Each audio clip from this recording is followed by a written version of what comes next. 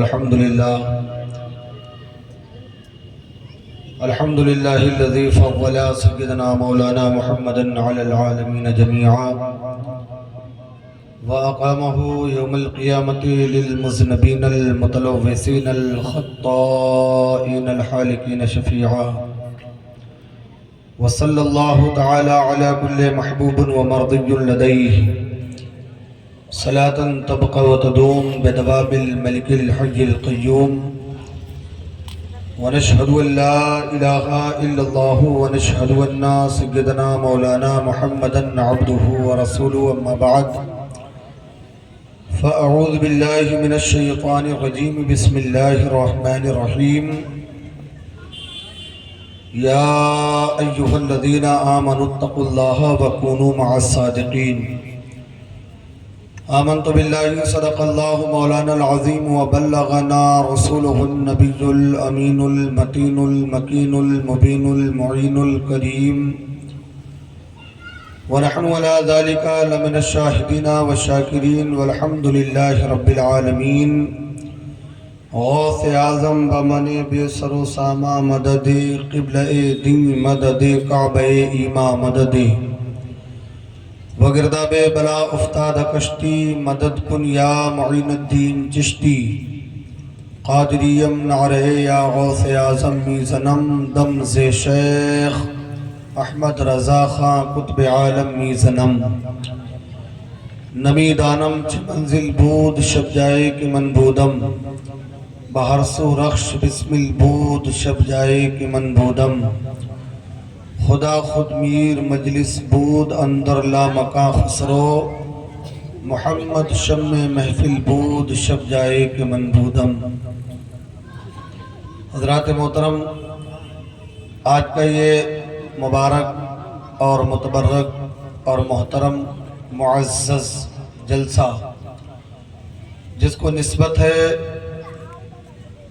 پیر لاسانی محبوب سبحانی قطب ربانی شہباز لامکانی سیدنا شیخ الشاہ حضور سیدی آقائی مولائی مرشدی سیدنا غوث اعظم عبدالقادر جیلانی سے، اور آج کا یہ جلسہ بڑا معتبر اور متبرک ہے۔ حالانکہ جتنے بھی جلسے ہوتے ہیں تمام جلسے اپنی جگہ پر اپنے دامن میں بے شمار برکتیں لے کر کے برکتیں لیے ہوئے ہوتے ہیں، کیونکہ جلسے کی فضیلت یہ ہوتی ہے کہ اس میں اللہ اور اس کے رسول کا اور اس کے مقربین کا ذکر ہوتا ہے۔ تو پیارے آقا علیہ الصلوۃ والتسلیم ارشاد فرماتے ہیں کہ جس جگہ پر اللہ اور اس کے رسول کا ذکر ہوتا ہے اس جگہ کو فرشتے اپنے پروں سے ڈھانپ لیا کرتے ہیں۔ جس جگہ پر پیغمبر اعظم صلی اللہ تعالیٰ علیہ وسلم کا اور اللہ رب ذوالجلال کا اور اس کے اولیاء کا ذکر ہوتا ہے فرشتے اس جگہ کو اپنے پروں سے ڈھانپ لیتے ہیں۔ اب جب اللہ کی نوری مخلوق اللہ کے فرشتے اس جگہ کو ڈھانپ لیتے ہیں تو گویا کہ وہ لوگ جو جلسہ گاہ میں بیٹھے ہوئے ہیں ان کی کتنی بڑی فضیلت ہے، وہ کتنے بڑے عظیم لوگ ہیں کہ جن کو اللہ کی نوری مخلوق فرشتے اپنے پروں سے ڈھانپے ہوئے ہیں۔ اور اس کے بعد مزید میرے آقا ارشاد فرماتے ہیں کہ وہ فرشتے ذکر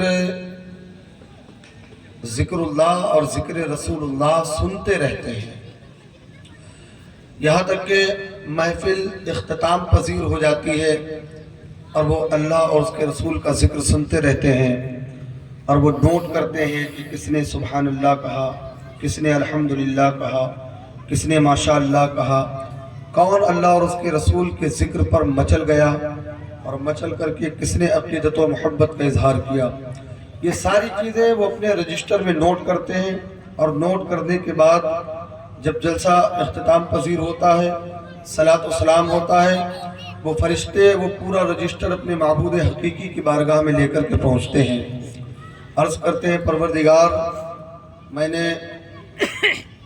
فلاں جگہ پر ایک جلسہ منعقد دیکھا، اس میں اللہ اور اس کے رسول کا ذکر ہو رہا تھا، حالانکہ جلسے تو بہت ہوتے ہیں، کوئی جلسہ کسی نیتا کی تعریف و توصیف کے لیے ہوتا ہے، کوئی جلسہ کسی کمپنی کے پرچار کے لیے ہوتا ہے، کوئی جلسہ کسی دنیا دار کے ماحول کو بیدار کرنے کے لیے ہوتا ہے، لیکن جو جلسے کا مطلب ہوتا ہے ایک وہ جگہ جہاں پر چند لوگ بیٹھے ہوئے ہوں، لیکن یہ ایک جلسہ ہوتا ہے جس میں اللہ اور اس کے رسول کا ذکر ہوتا ہے۔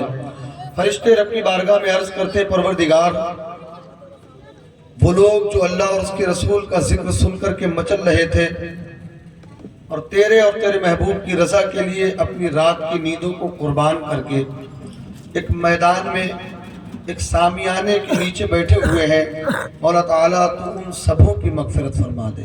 کہیے سبحان اللہ۔ تھوڑا سا ماحول پیدا کریں۔ فرشتے عرض کریں گے میرے مولا ان تمام لوگوں کی مغفرت فرما دے جو تیرا اور تیرے محبوب کا ذکر کر اور سن رہے ہیں۔ رب ارشاد فرمائے گا، اے فرشتوں تم نے کیا دیکھا؟ وہ کہہ کیا رہے تھے اور وہ کر کیا رہے تھے؟ تو فرشتے عرض کریں گے مولا وہ تیری جنت مانگ رہے تھے، تجھ سے پناہ مانگ رہے تھے۔ رب ارشاد فرمائے گا، اے فرشتوں بتاؤ کیا انہوں نے میری جنت کو دیکھا ہے؟ فرشتے عرض کریں گے میرے مولا انہوں نے تیری جنت کو دیکھا تو نہیں ہے، لیکن تیری جنت کی خوشخبریاں، تیری جنت کی سہولیات، تیری جنت کی تمام تر نعمتوں کے بارے میں انہوں نے سنا ہے۔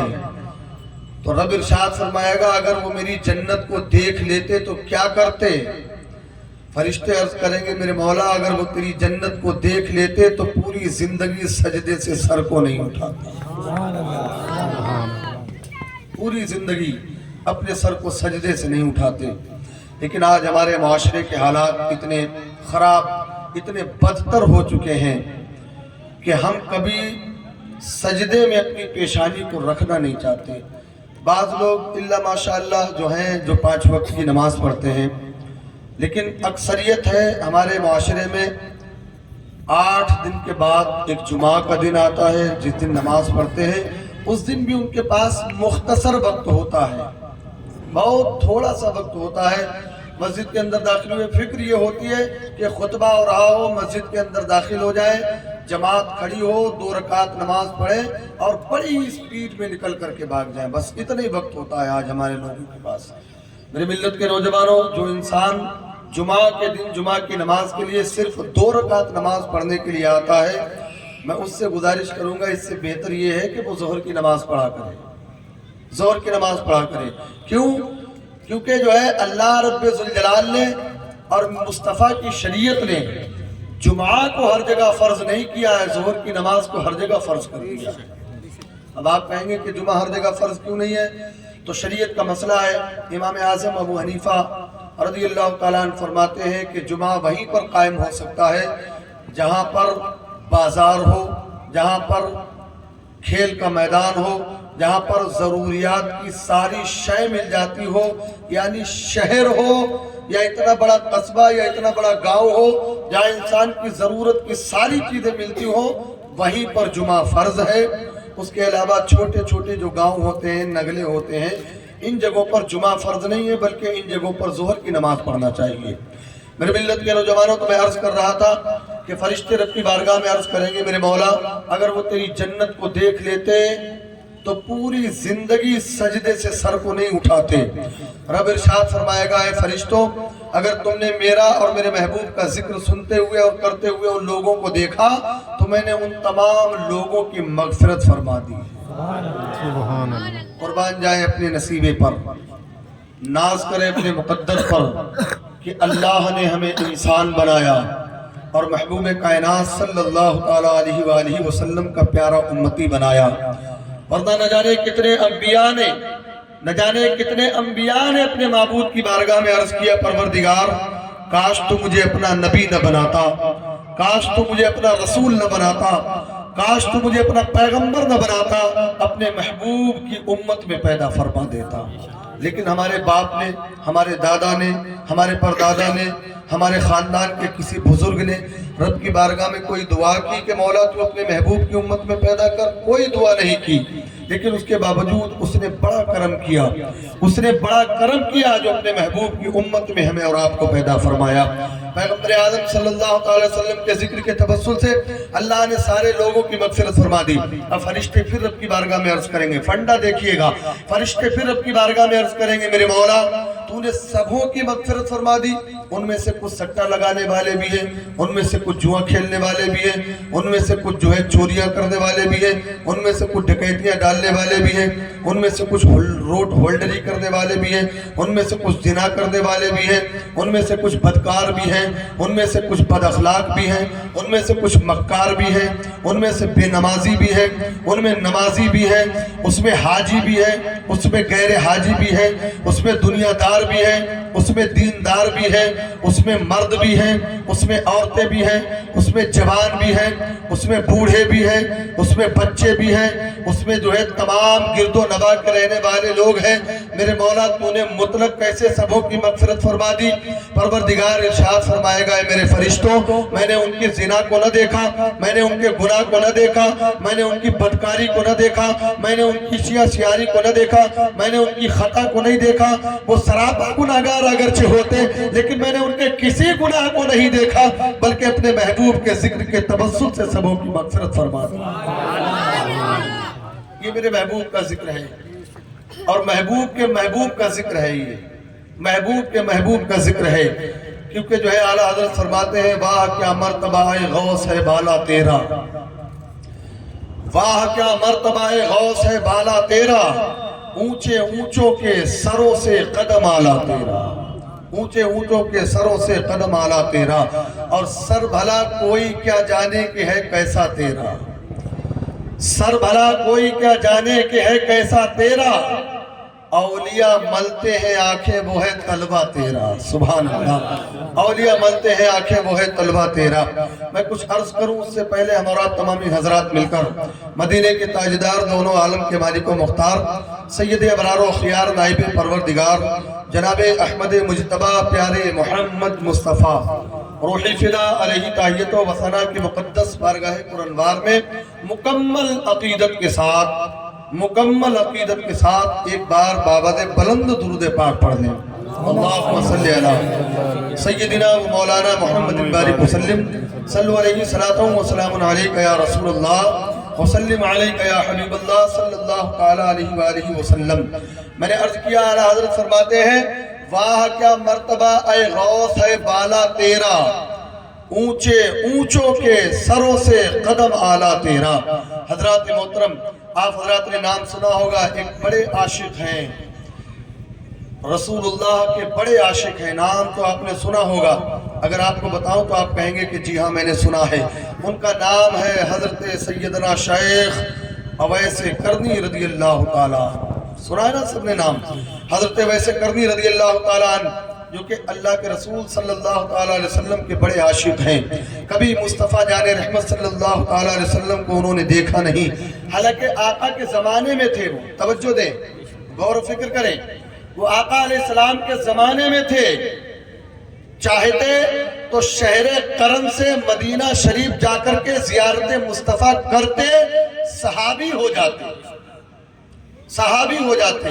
میں آپ سے کہوں گا کہ صحابی کسے کہتے ہیں؟ صحابی اسے کہتے ہیں جس نے اپنے ماتھے کی نگاہوں سے مصطفیٰ جان رحمت کی ایمان کی حالت میں زیارت کی اور ایمان کی حالت میں دنیا سے چلا گیا، اس کو صحابی کہتے ہیں۔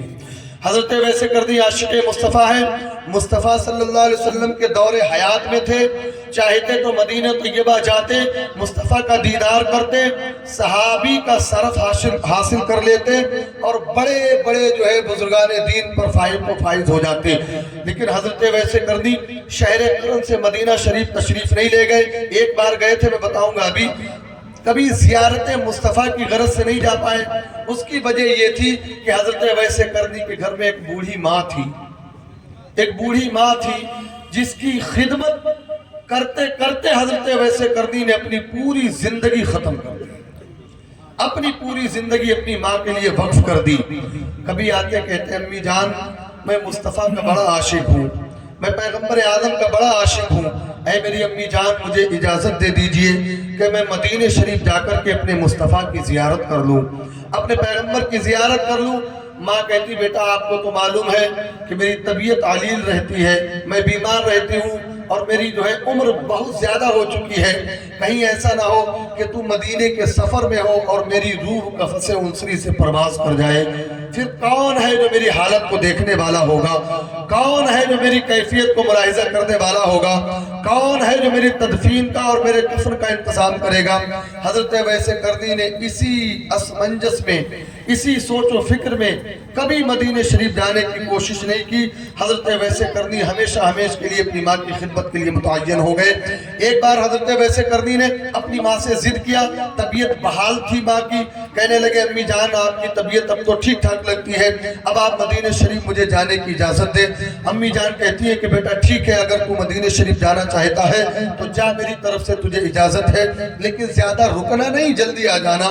حضرت اویس قرنی نے وہاں سے اپنا زاد راہ تیار کیا اور زاد راہ تیار کرنے کے بعد مدینہ طیبہ کی طرف مدینہ طیبہ کی جانب چل دیے، گھوڑے پر سوار ہوئے، مدینہ طیبہ پہنچے اور پہنچنے کے بعد مسجد نبوی سیدھے آپ تشریف لے کر کے گئے۔ جب مسجد نبوی تشریف لے گئے تو وہاں دیکھا کہ مصطفیٰ جان رحمت صلی اللہ علیہ وآلہ وسلم موجود نہیں تھے، میرے مصطفیٰ وہاں پر موجود نہیں تھے۔ جب آقا کریم علیہ الصلوۃ والتسلیم موجود نہیں تھے، آپ نے ادھر ادھر لوگوں سے پوچھا اور پوچھنے کے بعد کہنے لگے بتائیے میرے مصطفیٰ کی زیارت کیسے ہوگی، پیغمبر اعظم صلی اللہ علیہ وآلہ وسلم کی زیارت کیسے ہوگی؟ تو صحابیوں نے کہا آپ کہاں سے تشریف لائے ہیں؟ کہا کہ میں شہر کرن سے تشریف لایا ہوں۔ لوگ کہنے لگے کہ آپ کا نام اویس ہے؟ شہر کرن کا رہنے والا انسان، مدینے کے لوگ اس کا نام لے رہے ہیں۔ میرا نام، میں تو چلو پاپولر انسان ہوں کیونکہ اکثر تقریروں میں، جلسوں میں گاؤں، شہر، قصبے، صوبے اور جو ہے جاتا رہتا ہوں، اس لیے پوسٹر پہ نام پڑا رہتا ہے۔ آپ کہیں گے کہ اس لیے آپ جو ہے یہاں سے شاہجہاں پور کی سرزمین پر چلے جائیں، کسی سے کہیں کہ مولانا نقی علی خان کو جانتے ہیں تو وہ کہے گا کہ ہاں بھائی جو ممبر پر کھڑے ہو کر کے خطابت کرتے میں جانتا ہوں ان کو، وہ نام وہاں سے میرا لے سکتا ہے۔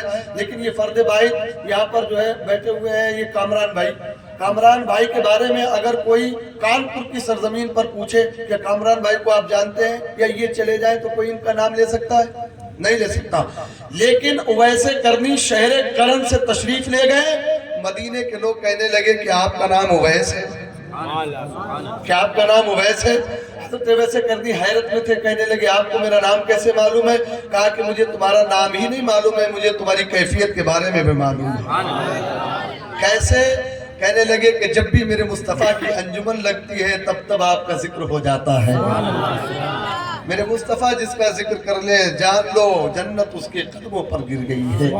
پیغمبر اعظم صلی اللہ علیہ وسلم کی زیارت نہیں ہوئی لیکن فوراً ماں کی بات یاد آ گئی، کیونکہ ماں نے کہا تھا کہ بیٹا جاؤ تو صحیح لیکن زیادہ دیر رکنا نہیں۔ حضرت اویس قرنی نے جب جو ہے مصطفیٰ کی زیارت نہیں ہوئی، حضرت اویس قرنی نے پھر اپنے جو ہے سواری پر سوار ہوئے اور سواری پر سوار ہونے کے بعد پھر اپنے شہر کرن کی جانب چلنے لگے۔ جب حضرت اویس قرنی شہر کرن کی جانب چلنے لگے، کسی نے کہا کہ دیکھو گے نہیں مصطفیٰ کو؟ کہنے لگے کہ مصطفیٰ کی زیارت، مصطفیٰ کی محبت، مصطفیٰ کا عشق میرے سینے کلیجے کو تسلی دیتا ہے، لیکن میرے ماں کا عشق اس سے بھی زیادہ سکون دیتا ہے۔ کہنے لگے میری ماں نے جتنی دیر کے لیے اجازت دی میں اتنی دیر رکا، اب اجازت نہیں ہے میری ماں کی طرف سے کہ میں رکوں۔ حضرت اویس قرنی پھر جو ہے شہر کرن میں تشریف لے آئے۔ میرے مصطفیٰ چند دنوں کے بعد تشریف لائے، 1 گھنٹے یا 2 گھنٹے یا 1 دن کے بعد جب آپ تشریف لائے، لوگوں نے کہا کہ اویس آئے تھے، اویس قرنی آئے تھے، شہر کرن سے اویس قرنی آئے تھے۔ آقا کریم علیہ الصلوۃ والتسلیم نے حضرت مولا کائنات حضرت مولا علی کو بلایا۔ میں آپ کو مقصد تک پہنچانا چاہتا ہوں۔ آقا کریم علیہ الصلوۃ والتسلیم نے حضرت مولا علی کو بلایا، حضرت فاروق اعظم کو بلایا اور بلانے کے بعد کہا کہ اے عمر، اے علی، یہ میرا جبہ لو اور شہر کرن جا کر کے اویس قرنی کو دے دو، اور ان سے کہنا یہ جبہ پہن کر میری گناہگار امت کی بخشش کی دعا کریں، میرے گناہگار امت کی بخشش کی دعا کریں۔ یہاں پر ایک پوائنٹ آپ حضرات کو دیتا ہوں۔ آپ حضرات جانتے ہوں گے کہ جو انسان جس چیز میں ماہر ہوتا ہے اس کو وہی کام دیا جاتا ہے، اس کو وہی کام دیا جاتا ہے۔ اب جو ہے آپ حضرات جس پر یقین کر لے، جس پر بھروسہ کرے کہ یہ اس کام کے لیے پرفیکٹ ہے تبھی اس کو کام دیں گے۔ ایسا نہیں ہے کہ وہ پرفیکٹ نہیں ہے کام کرنے میں، اس کے باوجود آپ اس کو کام دے دیں گے تو وہ یقینی طور پر بگاڑ دے گا۔ میرے مصطفیٰ جانتے تھے کہ دعائیں تو بہت لوگ کریں گے لیکن اویس کی دعا میری امت کے لیے کامیاب ہو جائے گی۔ جبہ مبارکہ دیا اور کہا کہ اویس سے کہنا میری امت کی بخشش کی دعا کرے۔ حضرت مولا کائنات حضرت فاروق اعظم دونوں لوگ جبہ لے کر کے شہر قرن پہنچے اور پوچھتے جب آپ کے دروازے پر پہنچے لوگوں نے پوچھا کہ بتائیے حضرت اویس قرنی کے بارے میں جو ہے مولا کائنات نے پوچھا بتائیے کہاں ہے؟ کہا کہ ان کا گھر تو یہاں ہے، وہ ہر وقت اپنی ماں کی خدمت تو کرتے ہیں لیکن کبھی کبھی مصطفیٰ کی سنت کو ادا کرنے کے لیے بکری چرانے چلے جاتے ہیں۔ تھوڑی دیر کے بعد واپس آئے حضرت اویس قرنی۔ آپ نے حضرت مولا کائنات نے حضرت فاروق اعظم نے دونوں لوگوں نے ملاقات کی، ایک دوسرے سے تعارف ہوا۔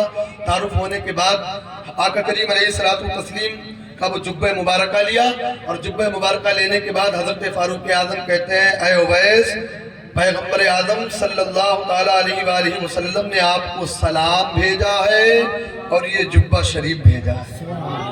سبحان اللہ، سلام بھیجا ہے اور جبہ شریف بھیجا ہے۔ جبکہ سلام کے تعلق سے میرے آقا ارشاد فرماتے ہیں لوگوں جب کوئی رسمی طور پر مجھ پر ایک بار درود پڑھتا ہے، ایک بار سلام پڑھتا ہے، اس کا پڑھا ہوا درود، اس کا پڑھا ہوا سلام فرشتے میری بارگاہ میں پیش کرتے ہیں، اور جب کوئی عقیدت و محبت سے مجھ پر بے شمار بار سلام پڑھتا ہے اور درود پڑھتا ہے تو جان لو اس کا سلام، اس کا درود فرشتے میری بارگاہ میں نہیں بھیجتے بلکہ میں اس کا درود، اس کا سلام اپنے کانوں سے سنتا ہوں۔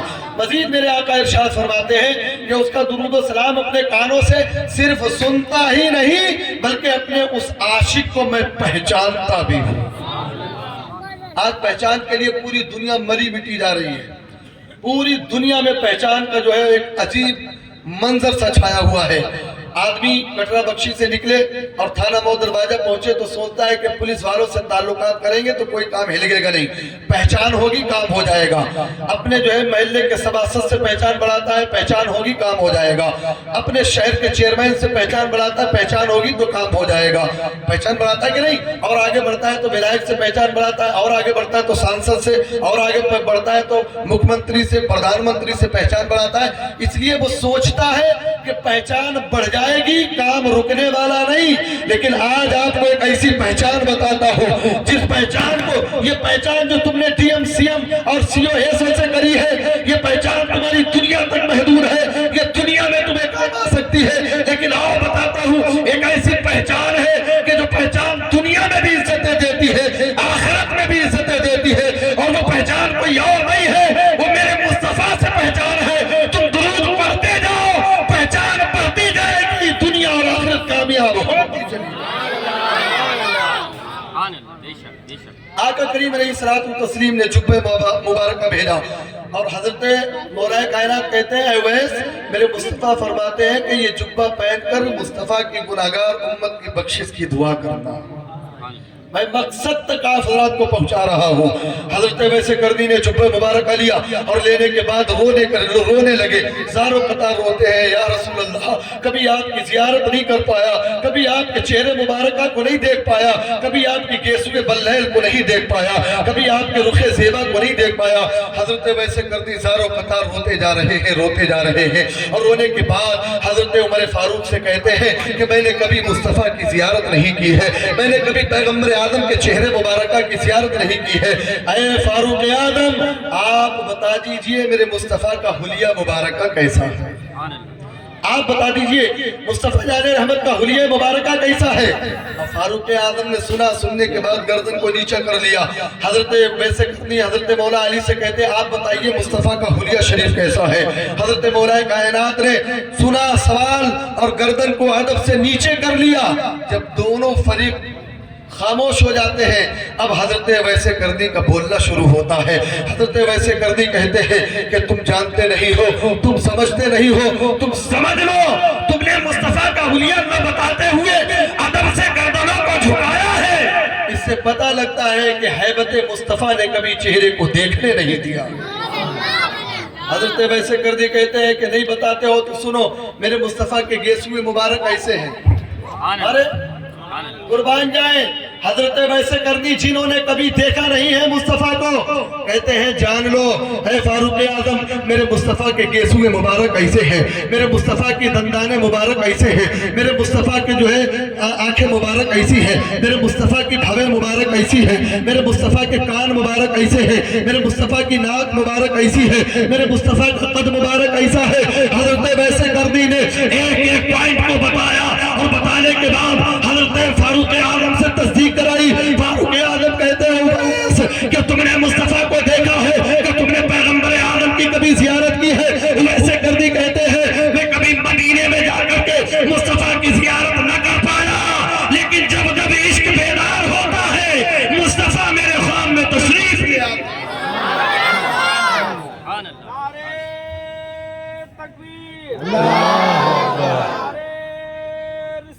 یا رسول اللہ زندہ باد زندہ باد۔ حضرت ویسے کردی نے بتا دی پوری بات۔ حضرت فاروق اعظم کہتے ہیں ٹھیک ہے اجازت دیں۔ مولا کائنات نے اجازت لی اور لینے کے بعد چلنے لگے مدینہ طیبہ کی طرف۔ حضرت ویسے کردی نے جبہ پہنا، اور جبہ پہننے کے بعد وضو کیا، وضو کرنے کے بعد جبہ مبارکہ پہنا، اور پہننے کے بعد سجدے میں تشریف لے گئے۔ سجدے میں حالت سجدہ میں ہے، رب کی بارگاہ میں عرض کرتے میرے مولا میرے مصطفیٰ کی گناہگار امت کی بخشش فرما دے۔ روتے جا رہے ہیں، زار و قطار روتے جا رہے ہیں، اپنے جو ہے اپنے معبود کی بارگاہ میں عرض کر رہے ہیں اے پروردگار میرے مصطفیٰ کی گناہگار امت کی بخشش فرما دے، اے میرے مولا میرے مصطفیٰ کی گناہگار امت کی بخشش فرما دے۔ روتے جا رہے ہیں، آنسوؤں سے داڑھی شریف بھیگ چکی ہے۔ حضرت حضرت ویسے کردی کے آنسوؤں سے داڑھی بھیگ چکی ہے، روتے جا رہے ہیں، اپنے مصطفیٰ کی گناہگار امت کی بخشش کی دعا کرتے جا رہے ہیں۔ ہاتف غیبی سے آواز آتی ہے اویس اپنے سر کو سجدے سے اٹھاؤ، میں نے اپنے محبوب کی چوتھائی امت کی بخشش فرما دی۔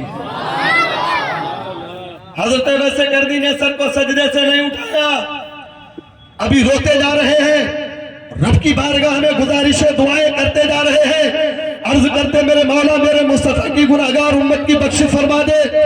دیر تک روتے رہے، رب ارشاد فرماتا ہوا سر کو سجدے سے اٹھاؤ، میں نے مصطفیٰ کی آدھی امت کی بخشش فرما دی ہے۔ مقدر پر ناز کریں اور دعا کریں کہ پروردگار عالم انہی بخشائی امت میں ہمیں بھی داخل فرما دے۔ حضرت ویسے کردی نے ابھی بھی اپنے سر کو سجدے سے نہیں اٹھایا، سر کو سجدے سے نہیں اٹھایا، پوائنٹ پر آ گئے آپ، ابھی سر کو سجدے سے نہیں اٹھایا ہے، اپنے رب کی بارگاہ میں دعا کرتے جا رہے ہیں اے پروردگار میرے مصطفیٰ کی گناہگار امت کی بخشش فرما دے، میرے مولا میرے مصطفیٰ کی گناہگار امت کی بخشش فرما دے۔ دعائیں کرتے جا رہے ہیں، روتے گڑگڑاتے جا رہے ہیں، روتے گڑگڑاتے جا رہے ہیں۔ رب تبارک و تعالیٰ ارشاد فرماتا ہے اے اویس اپنے سر کو سجدے سے اٹھاؤ، میں نے مصطفیٰ کی 3 حصے امت کی بخشش فرما دی ہے۔ ابھی بھی سر کو سجدے سے نہیں اٹھایا ہے، روتے جا رہے ہیں، گڑگڑاتے جا رہے ہیں۔ اب رب کعبہ ارشاد فرماتا ہے اے اویس اپنے سر کو سجدے سے اٹھاؤ، میں نے 3 حصے امت تمہاری دعاؤں سے بخش دی ہے، ایک بچی ایک حصہ امت میں عبد القادر کی دعاؤں سے بخش دوں گا۔ اب حضرت ویسے کردی نے سر کو سجدے سے اٹھایا، سوال کر دیا میرے مولا یہ عبد القادر کون ہے؟ یہ عبد القادر کون ہے؟ رب ارشاد فرماتا ہے اویس یہ میرے محبوب کا لاڈلا بیٹا ہے، یہ میرے محبوب کا لاڈلا بیٹا ہے، چہیتا بیٹا ہے، یہ آج سے 400 سال کے بعد دنیا میں تشریف لائے گا، اس قصبہ چیلان میں پیدا ہوگا، پیدا ہونے کے بعد یہ پوری دنیا کے لوگوں کو مخاطب کر کے کہے گا اے لوگوں میری گردن پر میرے مصطفیٰ کا قدم اور میرا قدم پوری دنیا کے ولیوں کے سر پر ہے۔ سارے اولیاء اپنی گردنوں کو جھکائیں گے، سارے اولیاء اپنی گردنوں کو تسلیم خم کریں گے۔ حضرت ویسے کردی حالت سجدہ میں بھی ہے، عرض کرتے میرے مولا یہ 400 سال کے بعد پیدا ہو کے ارشاد فرمائیں گے لیکن اویس آج سے ہی اپنی گردن کو جھکا کر کے ان کے قدم کو لینے کے لیے تیار۔ اعلیٰ حضرت فرماتے ہیں کہ سر بھلا کوئی کیا جانے ہے کیسا تیرا، اولیاء ملتے ہیں آنکھیں وہ ہے طلبہ تیرا۔ میرے ملت کے نوجوانوں، غوث اعظم عبد القادر جیلانی رضی اللہ تعالیٰ عنہ کے بڑے مراتب ہیں۔ میں عرض کر رہا تھا سیدنا سرکار غوث اعظم عبد القادر جیلانی ارشاد فرماتے ہیں، اے لوگوں ولایت میں بانٹتا ہوں۔ کیا فرماتے ہیں؟ ولایت میں بانٹتا ہوں۔ حضرت غوث اعظم عبد القادر جیلانی فرماتے ہیں کہ ولایت میں بانٹتا ہوں، میں جس کو چاہتا ہوں اس کو ولایت دیتا ہوں، جس کو اللہ کے قریب دیکھتا ہوں اس کو ولایت دیتا ہوں، جس کو عبادت و ریاضت میں جو ہے مگن پاتا ہوں اس کو ولایت دیتا ہوں، جس کو جو ہے اس لائق سمجھتا ہوں اس کو ولایت دیتا ہوں، اور جس سے چاہتا ہوں اس سے ولایت کو سلب بھی کر لیتا ہوں، چاہتا ہوں تو ولایت چھین بھی لیتا ہوں۔ اب آپ حضرات سمجھ رہے ہوں گے کہ ایک انسان کوئی چیز جو دے سکتا ہے وہ لے بھی سکتا ہے، نہیں لے سکتا، جو چیز دے سکتا ہے وہ لے بھی سکتا ہے۔ میرے غوث فرماتے ہیں کہ میں ولایت دے بھی سکتا ہوں اور ولایت لے بھی سکتا ہوں۔ حضرات سیدنا سرکار غوث اعظم جب دنیا میں تشریف لائے، دنیا میں تشریف لانے کے بعد میرے غوث نے بلند پہاڑی پر کھڑے ہو کر کے کہا تھا، میری گردن پر میرے مصطفیٰ کا قدم اور میرا قدم سارے اولیاء کی گردن پر۔ تو جو ولی عالم ارواح میں تھے، جو ولی موجود دنیا میں حیات تھے، اور جو ولی دنیا سے تشریف لے جا چکے تھے، سارے ولیوں نے ادب سے اپنی گردنوں کو جھکا دیا اور جھکا کر کے کہا، یہ دل ہے، یہ جگر ہے، یہ آنکھیں ہیں، یہ سر ہے۔ بولیے سبحان اللہ۔ یہ دل ہے، یہ جگر ہے، یہ آنکھیں ہیں، یہ سر ہے۔ جہاں چاہو رکھو قدم غوث اعظم، جہاں چاہو رکھو قدم غوث اعظم۔ میرے ملت کے نوجوانوں، اس وقت جو ہے ایک اللہ کے ولی تھے، ان کا نام ہے حضرت شیخ سعنانی رحمت اللہ تعالیٰ علیہ۔ انہوں نے فوراً جو ہے انحراف کر دیا، فوراً اس بات سے پلٹ گئے اور کہنے لگے کہ میری گردن پر غوث پاک کا قدم کیسے ہو سکتا ہے؟ وہ بھی ولی ہے، ہم بھی ولی ہیں، وہ بھی مرتبے والے ہیں، ہم بھی مرتبے والے ہیں۔ جو ان کا مرتبہ وہ میرا مرتبہ، جو میرا مرتبہ وہ ان کا مرتبہ، پھر ان کا قدم میری گردن پر کیسے ہوتا؟ میں نہیں تسلیم کرتا، میں نہیں سوچتا۔ لیکن اللہ کے رسول صلی اللہ علیہ وسلم کا لاڈلا بیٹا بڑا نہایت جلالی تھا۔ غوث اعظم عبد القادر جیلانی جلالی تھے، اور اولیاء کا معاملہ یہ ہوتا ہے کہ آنکھوں کو بند کرتے ہیں دیدار کے لیے، آنکھوں کو بند کرتے ہیں دیدار کے لیے، الٹی ہی چال چلتے ہیں دیوان گانے عشق، آنکھوں کو بند کرتے ہیں دیدار کے لیے۔ آپ نے آنکھیں بند کی، سارے ولیوں کی جھکی ہوئی گردن کو دیکھا، شیخ سینانی کی گردن کو اٹھا ہوا دیکھا، شیخ سینانی کی گردن کو اٹھا ہوا دیکھا، اور ان کے وہ طنز بھرے جملے ملاحظہ کیے۔ میرے غوث فرماتے ہیں کہ اے شیخ سینانی، وہیں سے بغداد سے غوث فرماتے ہیں اے شیخ سینانی، اگر تمہاری گردن پر عبد القادر کا قدم نہیں ہے تو تمہاری گردن پر خنزیر کا قدم ہے۔ اللہ اکبر۔ عالم جلال میں میرے غوث فرماتے ہیں اگر تمہاری گردن پر عبد القادر کا قدم نہیں تو تمہاری گردن پر خنزیر کا قدم ہے۔ جیسے ہی میرے غوث جلال میں آئے، ولایت چھین لی، ولایت واپس لے لی، اور جب ولایت کا نور جاتا ہے تو آدمی بالکل اندھیرا ہو جاتا ہے۔ شیخ سینانی کی ولایت چھڑی، دماغ پاگل ہو گیا، ہوش ختم ہو گئے، دوڑنے لگے، بھاگنے لگے پاگلوں کی طرح۔ سارے مریدین آپ کو دن بھر پکڑا کرتے تھے، میرے شیخ کدھر بھاگ رہے ہیں، شیخ اعظم کدھر بھاگ رہے ہیں۔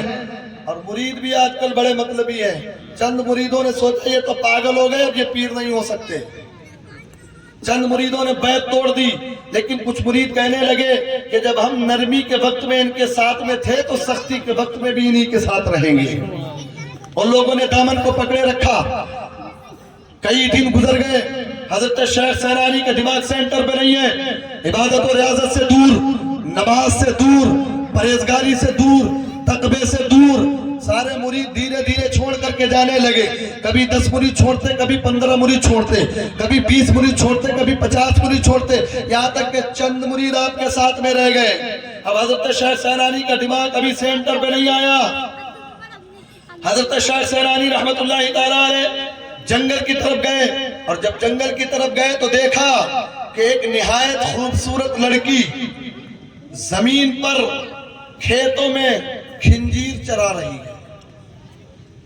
لڑکی کو دیکھا، دیکھنے کے بعد اس لڑکی پر فریفتہ ہو گئے، فدا ہو گئے، اور اس لڑکی کے قریب جانے کے بعد کہنے لگے، اے خاتون میں تم سے نکاح کرنا چاہتا ہوں، اے خاتون میں تم سے شادی کرنا چاہتا ہوں۔ اس خاتون نے کہا کہ دیکھیے میں آپ کی بات کو تسلیم تو کر لیتا، لیکن میں اپنے ماں باپ کے فیصلے کے علاوہ کسی کا فیصلہ نہیں مانتی۔ وہ خاتون کہنے لگی آپ میرے ماں باپ سے مشورہ کر لیں، میں فوراً جو ہے مان جاؤں گی، آپ سے شادی کرنے کے لیے تیار ہو جاؤں گی۔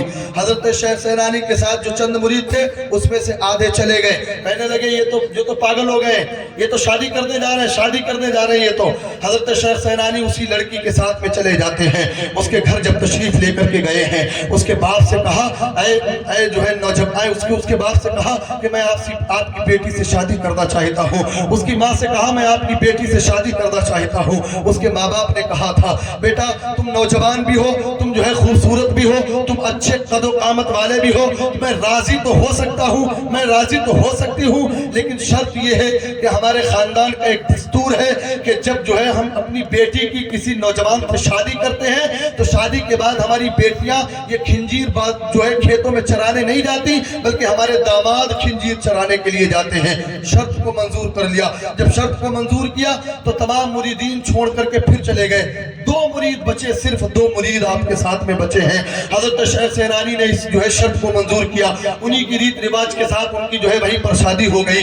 دوسرے دن یا تیسرے دن آپ خنزیر چرانے کے لیے جب جو ہے کھیتوں اور جنگلوں کی جانب نکلے ہیں، 2 دن ہو گیا، 4 دن ہو گیا، یہاں تک کہ ایک دن ایسا آیا کہ برسات کا ٹائم تھا، بیچ میں ایک نہر پڑتی تھی، اس نہر میں پانی بھر گیا، جانور بہت سے تھے۔ حضرت شیخ سیلانی ان جانوروں کو لے جا رہے تھے۔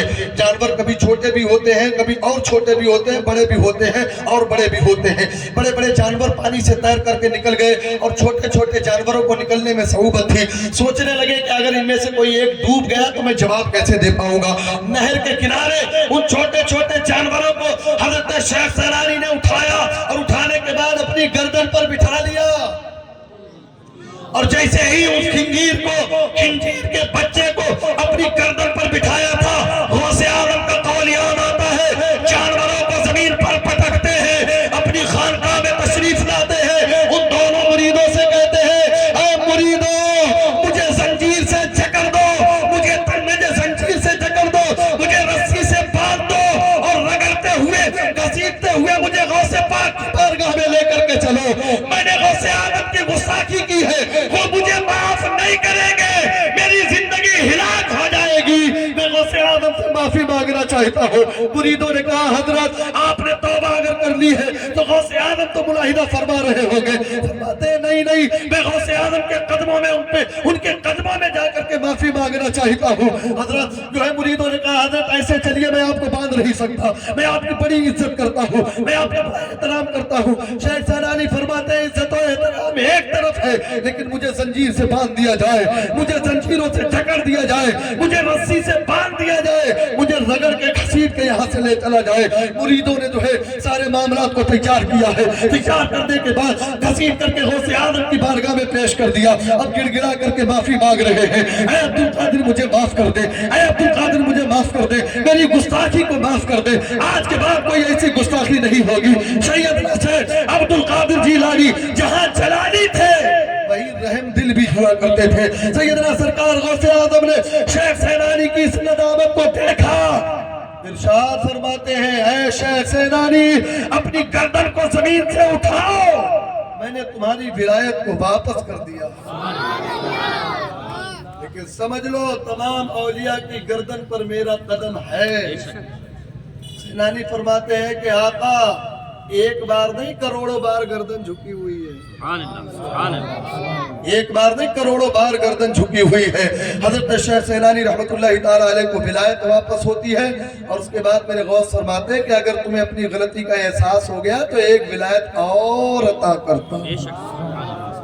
یہ غوث اعظم عبد القادر جیلانی کی شان ہے۔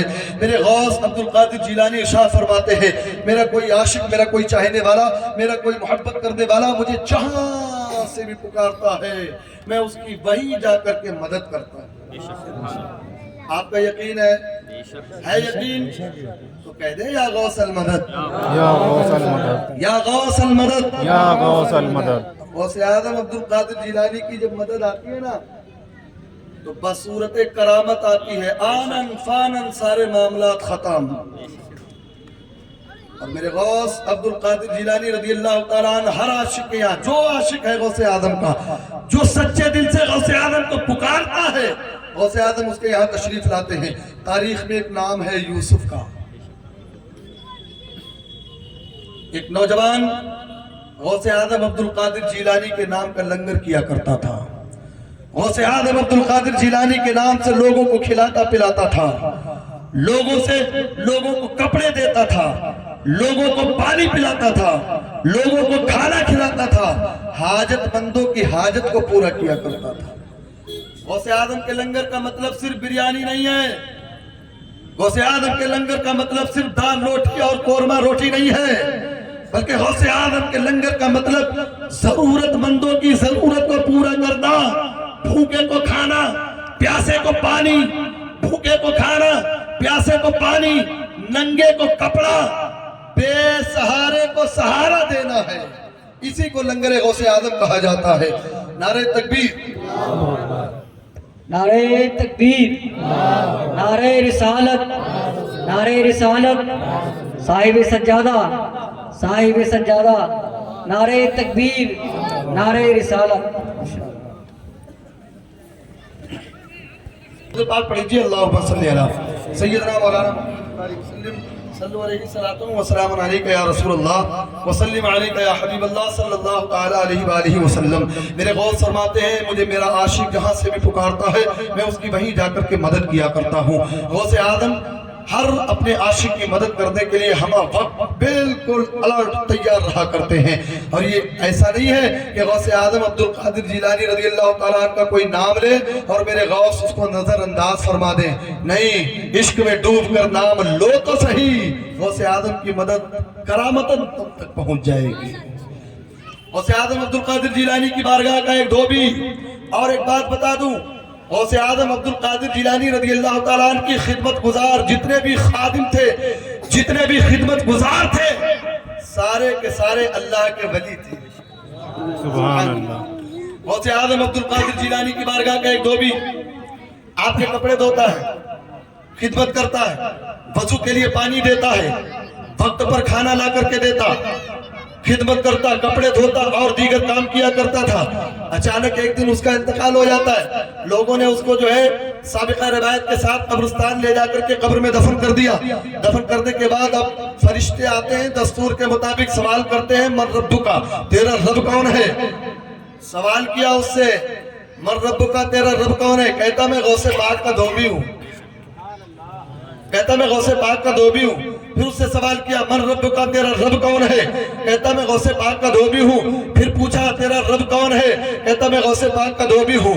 فرشتے رب کی بارگاہ میں حاضر ہوتے ہیں، عرض کرتے پروردگار آج پہلا بندہ دیکھا ہے جو سوال کرتا ہوں تیرا رب کون ہے، جواب دیتا ہے میں غوث پاک کا دھوبی ہوں۔ سوال کرتا ہوں تیرا دین کیا ہے، جواب دیتا ہے میں غوث پاک کا دھوبی ہوں۔ اے پروردگار معاملہ سمجھ میں نہیں آتا، یہ غوث پاک کون ہے، یہ ان کا خدمت گزار کیسا ہے؟ حضرات محترم رب کعبہ ارشاد فرماتا ہے اے فرشتوں سنو سنو، وہ میرے محبوب کے لاڈلے بیٹے کا میرے محبوب کے لاڈلے بیٹے کا جو ہے عاشق ہے، ان کا خادم ہے، جاؤ اس کے لیے قبر میں جنتی بستر بچھا دو اور اس سے کہو ایسے سو جا جیسے دلہن سو جا۔ तुम गौसे आदम से इश्क करो तो सही, गौसे आदम से मोहब्बत करो तो सही। जो गौसे आदम से सच्ची मोहब्बत करने वाले हैं वो यहाँ भी कामयाब है और आखिरत में कामयाब और कामरान। क्योंकि जो है ये मोहब्बत करने का पैगाम किसी नेता मंत्री जंत्री संतरी समंतरी का नहीं है, बल्कि ये मोहब्बत करने का पैगाम खुद वाहदहू ला शरीक का है। रब्बे काबा इरशाद फरमाता है, या अय्युहल्लज़ीना आमनुत्तकुल्लाह वकूनू माअस सादिकीन। ऐ ईमान वालो, अल्लाह से डरो। काम पूरा हो सकता था यहाँ पे नहीं, यहाँ पर काम पूरा हो सकता था। अल्लाह से डरो। अल्लाह से डरने के बाद बंदा कोई नेक काम नहीं छोड़ता। आज जो हम नमाजें छोड़ रहे हैं इसकी मेन वजह यह है कि हमारे दिलों से अल्लाह का खौफ निकल गया।